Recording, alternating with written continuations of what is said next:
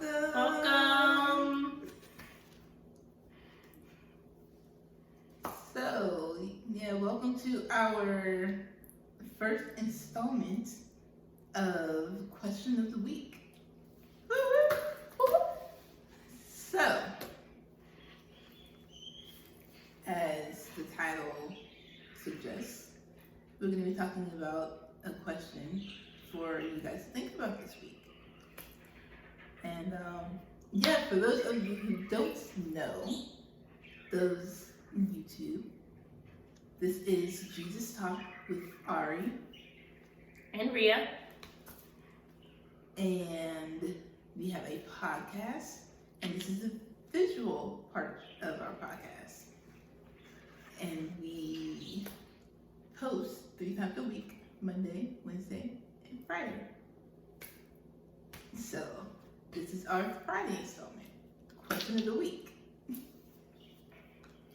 So our question of the week is, when or what moment in your life where you felt as though God was too quiet?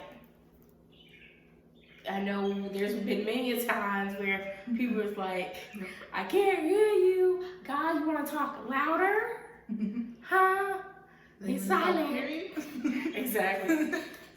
Let's be honest with that. You want to talk period. Exactly. I'm pretty sure Job felt that way. Oh, yeah. Or Jesus in the Garden of Gethsemane, right before the cross. If you ever wanted to feel alone, and ever the moment to feel alone was right before your death, oh, gee. And to die for people that don't care. Oh, Lord, take me before then. Oh, yeah. Yeah. So, I guess I'll start us off in the answer. Yeah. So, it was about 1984. I'm not going to go there. I'm not going to go there. One, I wasn't even born in. I was going to say, 84. Not a thought. Not one. Not a thought. Not one. Just trust me, you're not that old. I'm not. We'll do a question Q&A one day, and we'll tell you about ourselves. Yeah, send your questions too that you want to know, and we'll answer them in the Q&A. Right. So it was okay. It was after the pandemic started. It was. I'll say this. It was Christmas Eve. Christmas. I believe it was Christmas. Around Christmas. And have you ever felt like God was just like real irritated with you? That's how I felt. I felt like God was real irritated with me at that moment, because I lost my job, I was stressed at school. I was like, he must be pissed off at me. I mean, the job thing was my own fault, but it was like, but I'm working really hard. Working really hard, but still going wrong. We won't talk about that. That is a different topic. For another day. Exactly. Yeah, so I was just like in a rut. It's like, I don't even know what to do. Like I held it all in at first, and then I just had to like break down. It's like, oh my gosh, this just happened to me. My security blanket has been ripped from under me, or off of me.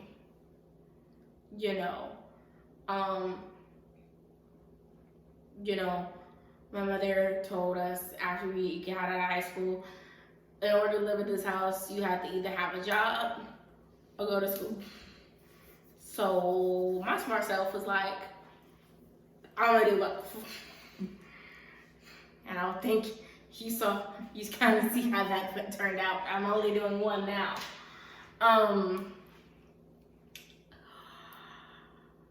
So like it was just a drastic like hit to my chest. It's like, oh my gosh, what am I gonna do?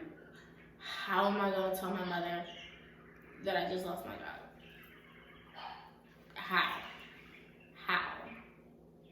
What is she gonna say? I was prepared for her to hit the wall and scream my head off.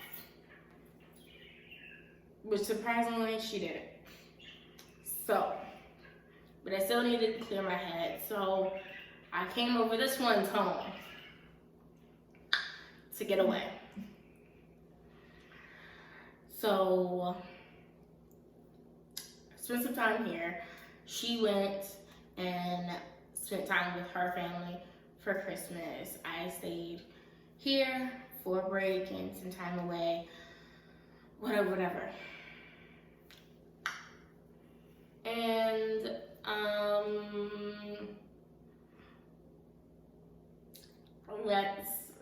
stuff happened. And some stuff I didn't think was gonna ever happen. Well, I'll say this. Let me stop talking in code and be serious. So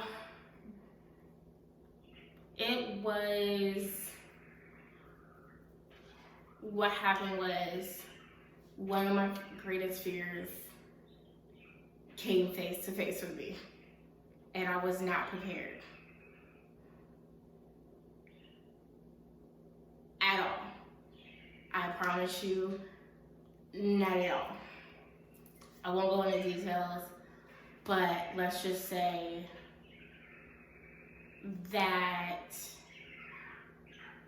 it was a traumatic experience, and I did not know how to handle it because there was a person the situation started off okay, and then I immediately regretted it and did not want to do it anymore. And for people who know me, no, I do not regret anything. I chuck it up as a loss. I chuck it up as a lesson learned. Let's move forward. She knows. I don't regret anything. I barely apologize. Yeah. So for me to regret something in the moment means no go. No go. So I immediately regretted it in the moment, and I had felt like there was almost no way out. I was literally I don't have the body strength to fight people off. I do not. I have the words and the mind to, not the body strength. Not the upper body strength, maybe the lower, depending. But at that moment, I was totally unprepared. This person is trained for this type of stuff. So I was at a double disadvantage. One, I don't have the muscle strength. And two, they're trained for this. They're trained to fight enemies or whatever you would like to say. And so in that moment, I felt as though I'm like, God, I know you gotta be hearing this. I know you gotta be seeing this. I know you have to be seeing my struggle right now. You gotta see it. I'm trying to fight to get away. At that moment, all I wanted to do to stop it was grab my coffee, to go to my secret place, my Zen place, and I couldn't have that. This person wouldn't let me have my coffee. They took me away from that. I'm like, gosh, I just want my coffee. No coffee. And then it got progressively worse. And then in the middle of it, my mother calls. And my mother calls me to talk to me about somebody else.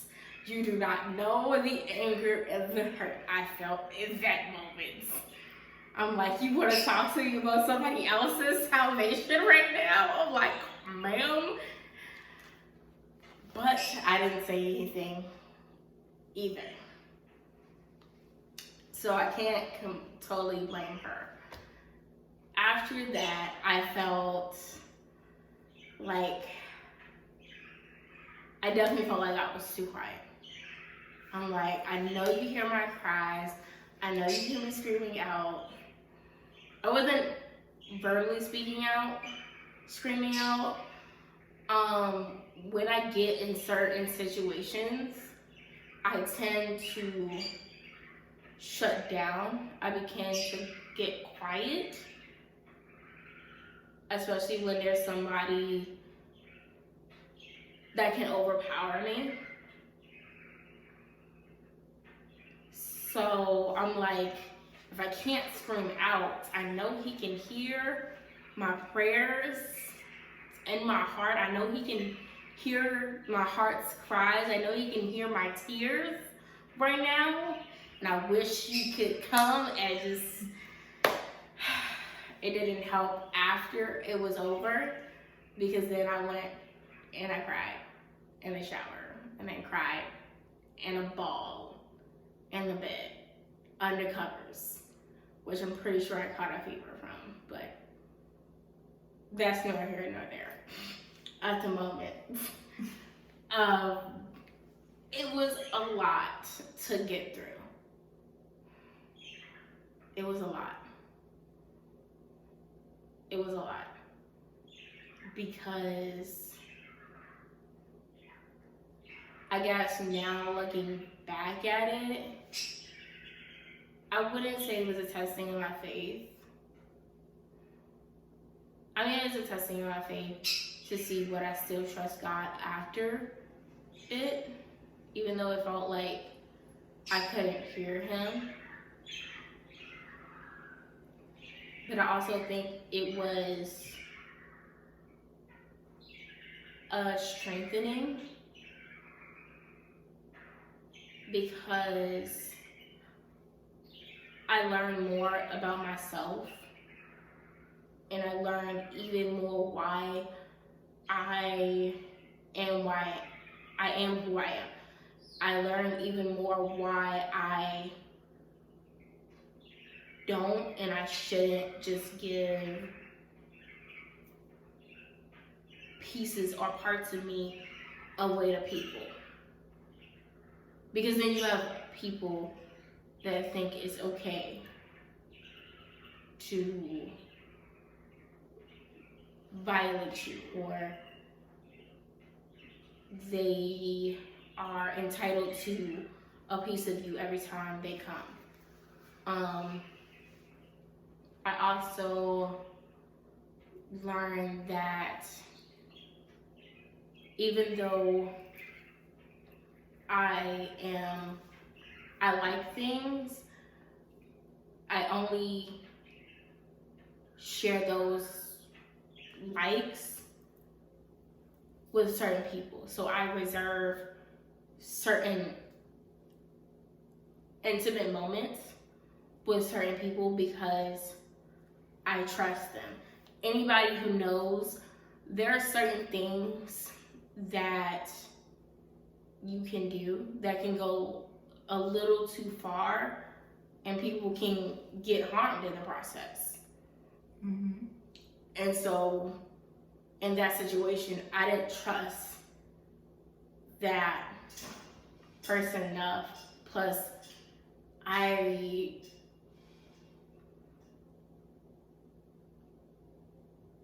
knows me, I'm a very strong-minded person. I'm very stubborn. I wasn't in the, I guess, headspace or the willingness to give up control. And the crazy thing is, I want to. I've been taught to be strong and to not have other people provide for me. I was always taught to get your own.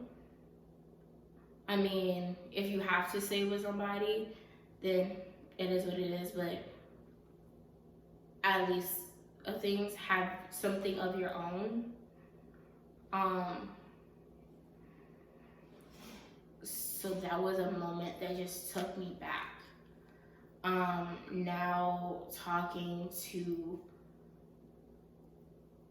God about the whole situation and just rethinking about it, it wasn't that he was quiet. It wasn't that he was too quiet. It was more of he was working on me and the other person at the same time. So he's trying to deal with their mind and their soul so they could stop. But he was also trying to calm and comfort me until it was over.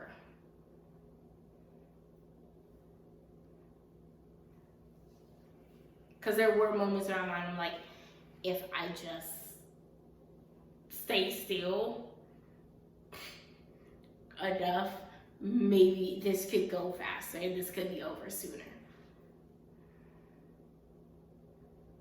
It's like, maybe just ride it out until it's done. Because I was ready to fight, I was ready to run. But like I said, I don't have the muscle strength. There's no muscle. There's limited muscle here. There's a lot of fat. Okay? It's a lot of skin. I don't know what muscles you are referring to. I have leg muscle. I don't think that really helped though. I don't have upper body. But yeah, that was my moment. I'll go into detail on a later time when, you know, the question permits. I mean, I feel like it could, but yeah, okay. For me, I think I definitely have multiple, right? One definitely for a while in terms of the situation I'm going through currently.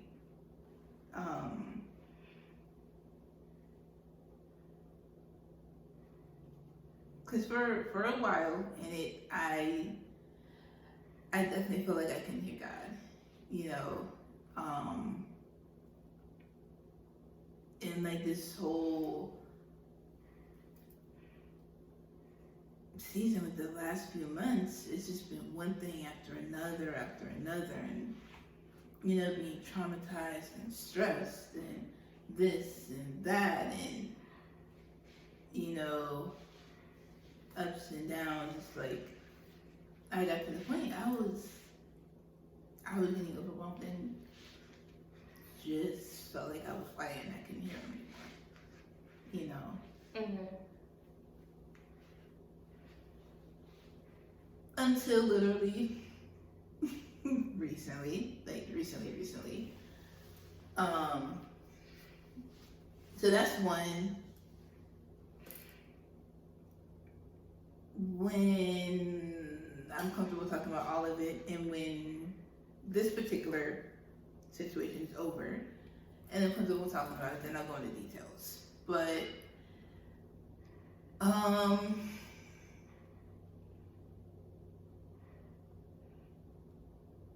I would say also there's a time last year actually,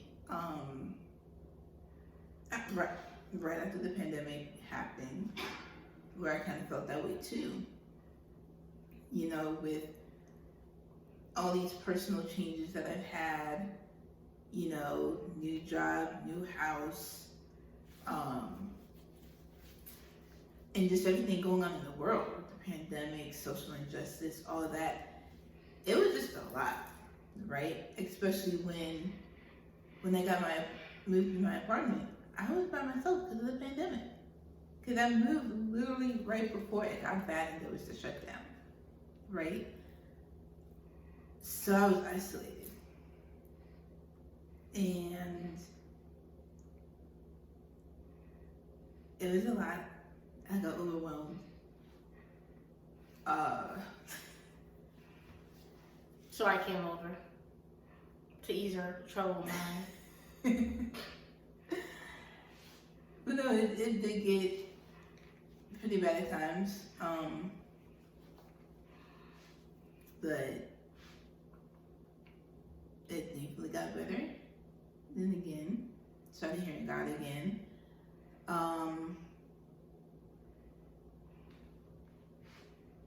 And actually, I guess I'll talk about this too. There was another time where I was finally dealing with everything that happened in my life.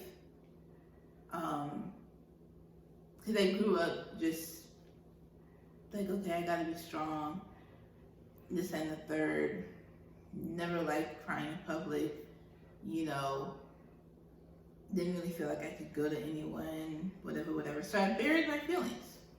You know, whatever I went through, I buried my feelings, would worry about everybody else, no matter what it was, till it got to the point I couldn't hide from my feelings anymore, and it just all came ahead. And at that point, I was just so far gone in depression, like I could not hear God. I basically wanted it out, right? Because I was hurting so bad, and like it was just a lot to deal with at once because I didn't deal with it before, you know. But I had people, you know, pray for me and stuff like that, and got out of it. Thank God. Praise God. Because to be honest, being in that place is scary. You know, if you want to be honest, you know. Because it's interesting, because for me, it was like, yeah, even though there was that, I don't want to live, but it was because I didn't want to hurt. But it's like, I didn't totally not want to live though, right? Because I still wanted to be able to live my life, you know, and get married and, you know, have my own place and my own car and whatever, right? Mm-hmm. I just wanted to do it without all that pain. And because I held on to it so long, I didn't know how to let it go. Yeah. So God had to help me. And when I finally did that and finally allowed God to love me, right, then I was able to trust Him and be vulnerable with God, where I can be vulnerable with anybody else. Because like I said, I feel like I didn't talk to anybody. And to be quite honest, I wasn't even honest with myself with how I was feeling for a long time. Until I cannot be honest anymore. Exactly. And had to be like, no, this is how I feel. And this is why. And I need to let go of it. You know, and not even just that, like there was even unforgiveness. So like holding on to that, the unforgiveness, the grief, the trauma, depression, and suicidal thoughts and all that, it was a lot. Because to be honest,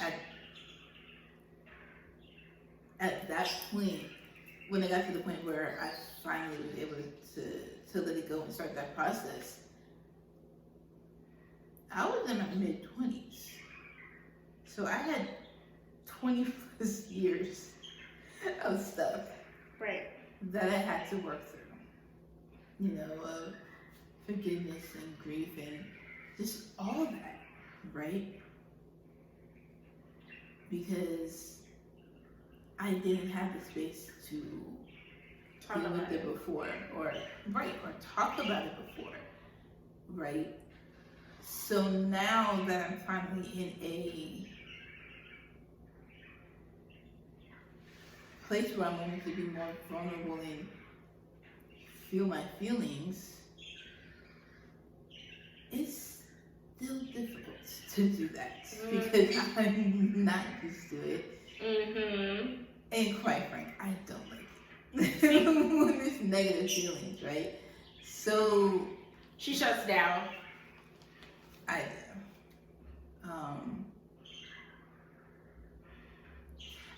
Because I prefer not to deal with, especially when it's a flood of emotions because of, you know, the situation. And I think that's what makes my current situation hard too, because now that I'm in that place where I started learning to feel my emotions, right now it's a flood of emotions, so it's hard. Because not only that, you're learning more. Because as you're going through this situation, you don't really notice everything until you start talking it out. Until you start having to process it out, you know. And we're getting towards the end of the situation. And we're still learning stuff about the situation that we didn't learn beforehand, that we had to break down and understand, you know. Yeah, so just processing all of that on top of just the situation in general, it's a lot, you know. Trust them. It is a lot. But I just thank God He's getting me through it, and I have, you know, friends and family there for me, checking in on me, you know, encouraging me, stuff like that, you know. I love you. You good? Love you too.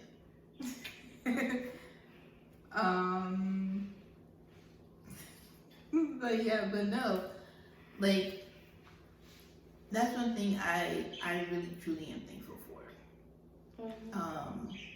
Because honestly, when I was younger and growing up, I didn't feel like I had this. You know, I didn't feel like I had the support system. So if I were to have ended up trying to feel my feelings and it be where it could be overwhelming because it's a flood of emotions because of the situation, I honestly don't know what I would have done. Like, even though I'm a lot stronger now, I still don't know what I would have done if I didn't have anyone, you know, here checking on me and stuff like that. And I'll tell you what she would have done. She would have lost her mind. She would have lost her mind without us. Yeah. I was saying. Yeah, no, That's right. Let's tell her. Okay, yes. Tell me the truth. I would have. And it probably would have been more than just that, if we are to be honest. But again, when I get fully out of it and because we'll talk about everything. Everything? There's a lot of everything. It's a lot. It's like a lot. Like, that would have to be like several parts to that story. Yeah. Like 3, like the beginning. And exactly. How'd you get out? How'd you get out? Like, Exactly. Because even in the middle of what I'm talking about specifically, no, in the beginning of what I'm talking about specifically, there was something else going on too, in the midst of it, through a good amount of it. yeah. So, Yeah, because having to do all that, and something that happened right before. So at least a couple months before that I had just started getting over, and then Okay. December, right? Yeah, February. Anyway, so because there's two parts to it. One before, the second, the backfire. around the same time of what's going on now. So We'll call it the backfire. Yes, but both parts of that situation. It basically backfired on me, right? A lot. But the second part of it was in the midst of what I'm still going through now, and it's like I just got over the first one.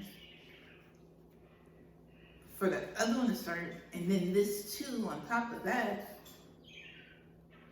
and I'm like, can I get a break? You know, but there are things that not only have I learned about the situation, but I've learned about myself and have been reminded about myself in terms of why all this is happening. Yeah. You know, and why things keep coming and distracting me and throwing me off, and me not feeling as close to God as I used to. So now I have to work to get fight harder and work to get back to that place so that I can then continue growing. Yeah. In God, right? Mm-hmm. So, yeah, Miss Sater has been multiple times I felt that way, where I felt like I wasn't speaking, even though I feel like he probably was. It's just I wasn't in a position to hear him because of where I was mentally and spiritually at the time. This is why we chose choosing joy for our Monday Bible studies. So you could find joy in the midst of this, even though you feel as though, you can't hear God. God is still speaking, God is still moving. Even though you feel weak, even though you feel as though, you can't go through, God is still speaking.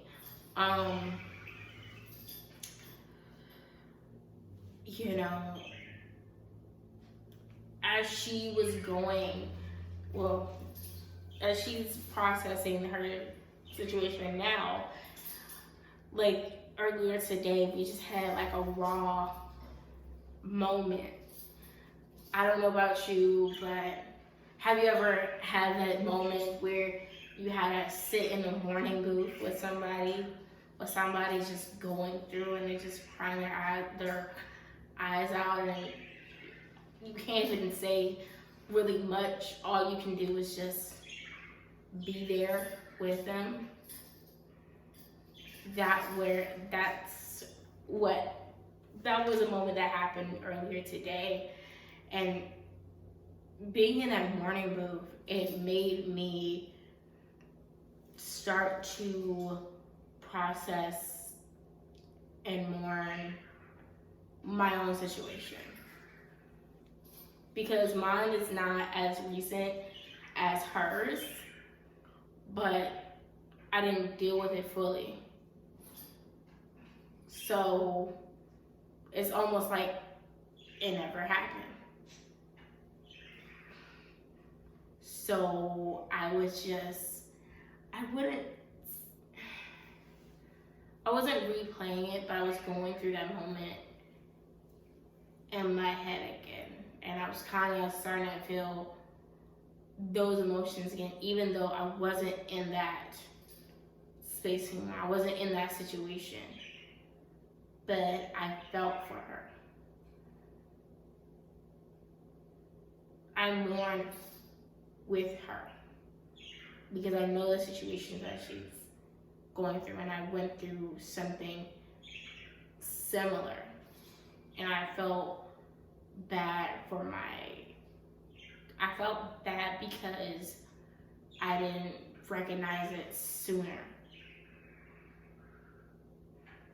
Even before the whole Christmas, I didn't even realize that there was more going on happening to me then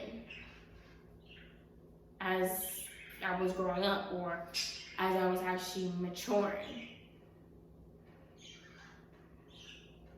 Like, and we'll get into story times later, which will give more detail about stuff. Like when I first started experiencing dating and relationships and intimacy, I was doing it wrong.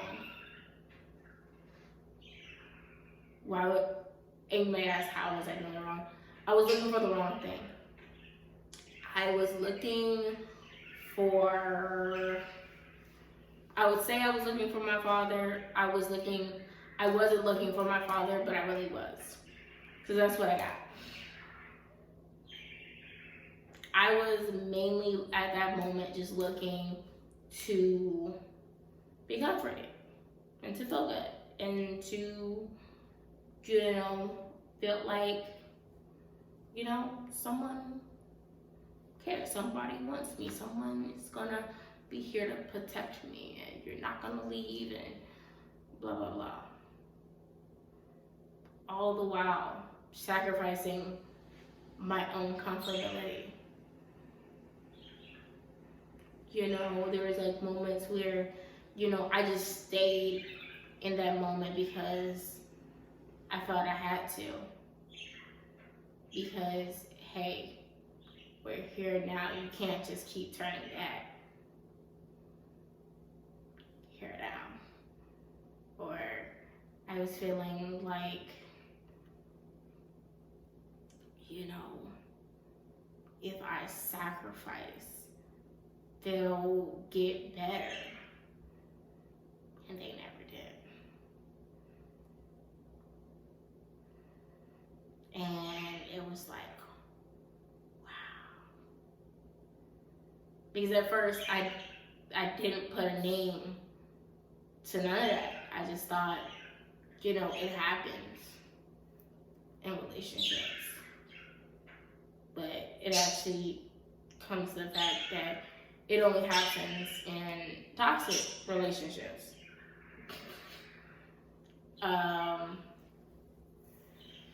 And she knows some of it, so that's why she over there shaking her head. And she gets it. She gets it. When you see toxic relationships and you haven't been shown the right way, you only been told not to do this and not to do that. Mm-hmm. You're stuck with what do I do? And then you start to go based off of, I guess, instinct. And sometimes your instinct is not really your instinct. It's more like genetics. I say genetics because I'll say this, genetic traits. And I say that because I personally like my mother. I have habits and traits like my mother. So those are genetic traits. So the way we talk, the way we walk, the way we act, dance, genetic traits. I mean, of course, some of those traits I've grown out of because I have become my own person, and plus I was educated, so I've learned different. But innate, genetic traits play the game.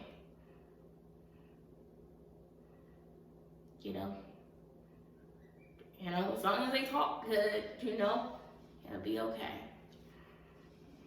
And the crazy thing is, I was growing up and was like, I don't want to be her. Not saying that she was like a terrible person. I just didn't want her life. I don't want that to be my life. I didn't want to, and this is no indictment on her or my father. I just didn't want to grow up and get married, and the only thing I could show for my life is my husband and my children. And those aren't even to be admired. So we'll have a story time. Actually, in Pillow Talk, we will get deeper into some more details about some of our situations and some of our experiences. So stay tuned. Yeah. Any other comments about not hearing God?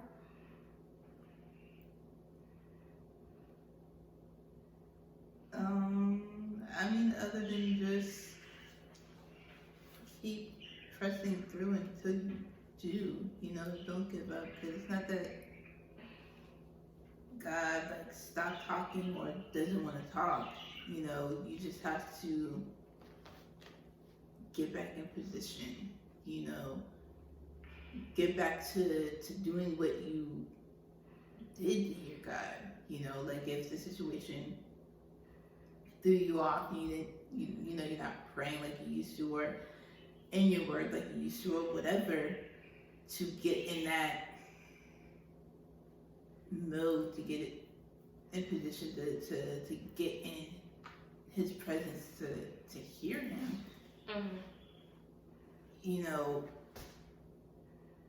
Fight to get back to doing that so you can hear Him again. And even if it means starting out and crying out to Him, and letting go of all of your emotions and all that, so that you can have a clear mind, right? And then it's not cluttered, because then you're hearing and thinking about everything else, and it's hard to hear God. Yeah. Right? You have all these emotions and all of that, and looking at your situation, and even sometimes what other people are saying, right? It can then tend to be, louder than God, but you have to get in a quiet place, in your secret place with God, and just cry out and do what you gotta do so you can hear Him again. Yeah. And then, sometimes you even have people pray for you to help you too. If if you need that, do that as well. I was just hearing God say, silence the noise. Exactly. We go throughout life hearing everything. If it's not people, you're hearing music, you're hearing TV. There's thoughts that are already in your head that are speaking. There's voices in your head telling you to do this, be this, say that. No, He doesn't really, Yeah, social media, your friends, family. Everything is going, and He's just saying, silence the noise. How do you silence the noise? Great, you ask. Stop. First, you have to stop. You have to pause yourself. Because the one thing, if you notice, when most of the time when you can't hear God is when you're moving too fast. Because you are out here doing everything, you have no time to stop and pause and take everything in. That's why he says to meditate on the word day and night. So you are pausing. You're taking time to intake the word. He wants you to pause. He wants you to meditate on his word. Meaning stop, sit, process everything. If you have to, get a journal and brain dump. If you have to, like Ariel said, cry out to God. What you could do, you could easily, if you have a phone, do an audio message and just say it all.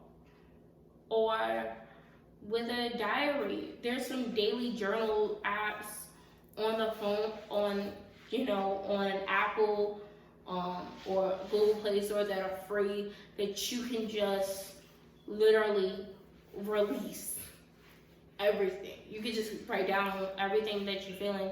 For those women that are watching, there are some apps that you can track your cycle, and you can also journal, and you can also mood track, so you can keep a track of your moods.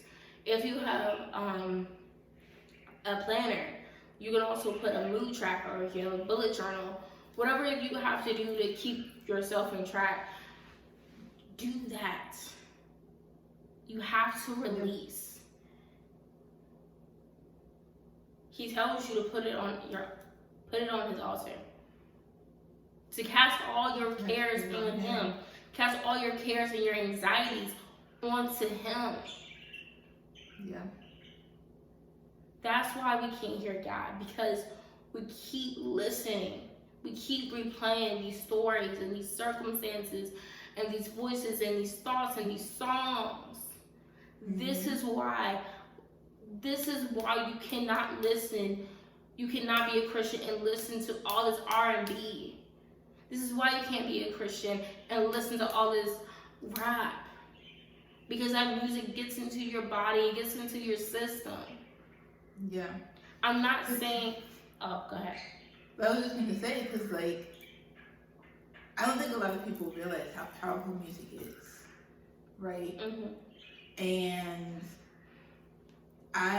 growing up, I felt how powerful music was. And I think that's why I ended up getting to a point where I only listened to certain music and whatever, or during some times I would only listen to certain music because I need to be in a certain mind frame or whatever, right? Mm-hmm. But as I got older and studying music, and even where it originally came from and its purpose, seeing the power of it and how it really does penetrate your soul. Mm-hmm. Like, you may not even realize it, because it may not come out, right away, mm-hmm. maybe a few hours, few days later or whatever, all that comes out. But at the end of the day, it still comes out because that's what you're feeding yourself. Yeah. And I was agreeing. It's not like we're saying, or I'm not saying, that don't listen to R&B or rap or whatever. There's a time and a place for everything. Exactly. I'm not saying that. Don't get me wrong. There is a time and place. Mm-hmm. I like R&B. I love 90s mm-hmm. R&B. Yeah. Of course. Like we were literally just listening to a couple of Usher's albums, like his back in the day albums. Yeah. But we're not saying don't listen to music, but you have to be careful, because when you are listening to these music with these lyrics. Let's take Usher for example. You listen to an Usher song. You're listening to, okay, Nice and Slow. When you listen to Nice and Slow, what is the first thing you think of? What is the first thing you think of? Sex. Exactly. You think of a nice date, you know, you getting dressed, or whatever. You start feeling all these emotions. You start reminiscing. Oh, back when. Sexy and yeah. Right, thinking, oh, Yeah. back when. Oh boy, he used to do it. Like, oh yeah. You think, and it's contemplating, and your body starts to react. Do not be deceived. Your body is reacting to it. Your body literally releases hormones when you start to get in that. When you start to get in that mode, your body releases a hormone which starts to get you ready or preps you for sex. Just like when you listen to what is a song from Mama by Boyz II Men. I think you think about your mother, and usually it's like it's slow. It's kind of it's almost like a sad song. Yeah. But also, what I just thought about is even the timing, right? Because even though in general, music penetrates your spirit, like penetrates your soul, right? Sometimes even if, like, say you're already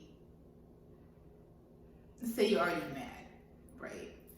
And you listen to a rap song that has all these shooting, killing, whatever, right? That's just going to enhance that feeling. Exactly. Right? Or let's say you're already in the mood. Well, yeah, but that's I was gonna say, like, if you just broke up with someone, right? And you listen to Busta Rhymes up your car, right? You are letting your feelings. Exactly. And it's gonna make you want to do it. Exactly. Or 10 seconds. You got 10 seconds to get out of my face. You do not want to make. Or if your man is messing up. To the left, to the left. Everything to the left, to the left. Like, y'all understand, y'all don't live these lives where you're doing all this. We're out of the facts. Right, it's just like, we're not judging. We listen to the music. Personally, hence being able to name some of these songs. Exactly. They're just saying you gotta be careful. Exactly. And also, when you are putting it in, you also have to take it out. So it also has to be flushed out of your system through other music, through other things to replace that. So when you are getting too overly excited and you know that you are supposed to be waiting, when you know that you are getting too heated, you gotta find that way to calm back down.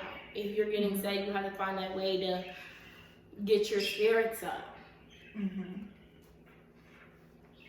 Personally, while I'm getting ready, while I'm doing my makeup, I like to listen to ratchet music. I like to feel pumped up. I like to feel like a hot girl. Okay? Hot girl summer. Exactly. Actually, it's actually coming up soon, so. It is. It is coming up soon. I will always be a hot nerd, okay? Okay, whatever. not gonna go there. We're not gonna go there. But afterwards, I'm not listening to that all day. Even if I do, the next day I'm not. One, I would get tired of the song already. And two, it's time to move on. You can't stay hopped on that same old sad song.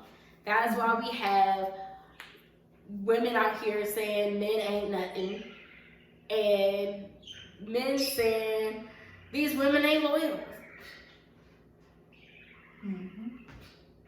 You sing these songs, but you have wives and husbands and kids. You literally can't. It's a lot, but don't mind me. We're just over here taking notes. I'm taking notes for more topics. So we will be getting into music influence, and we'll have a wider conversation about that. Mm-hmm. We're also going to talk about the Me Too movement. We're going to talk about Black Lives Matter and some other stuff. So come back. Stay tuned for what we're going to have next. And we will see you on Monday. Yeah. And don't forget, like, share, subscribe, comment, and hit that notification bell. All of it. So, and we will have our email in the description box below. So you can email us topics, because we'd love to hear from you. Mm-hmm. So, yeah. So, until next time, later.